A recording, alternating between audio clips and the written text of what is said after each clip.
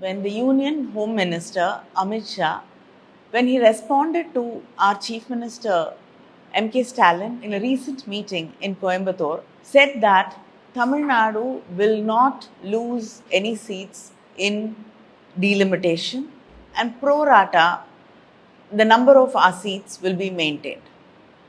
Even the BJP leaders in Tamil Nadu are not able to explain what pro rata means, and they have said very clearly that only the union government can explain it. Our Chief Minister M.K. Stalin has raised a very important concern about delimitation and on what basis it will be done. It is very important for Tamil Nadu and the southern states to know on what basis the delimitation will be done. Because if it is going to be based on population, then Tamil Nadu stands to lose at least 10 seats. And so does many other southern states and other states of India which have controlled its population effectively. Whereas states which have not bothered to control the population and whose population has increased will stand to gain more seats.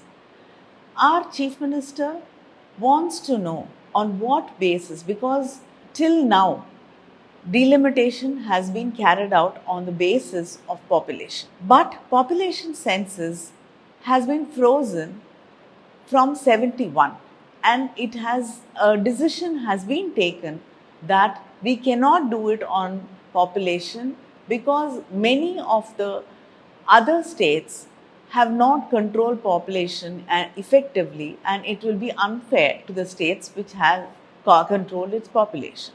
So we want clarity. The union government, the home minister, the prime minister have to clearly tell us on what basis delimitation will be done, and they have to ensure that justice is done to our states, and we should not be losing our representation in parliament. And just because BJP wants to play politics and for its own gains, it should not reduce the number of representatives from south of India or any state which has controlled its population effectively. And this is the concern of our Chief Minister and many leaders from Tamil Nadu and other states. The union government, the Home Minister, the Prime Minister have to clarify what they mean by delimitation, what they mean by pro rata, and we need an explanation so that this confusion is cleared and we are assured that we will not be wronged or treated unfairly.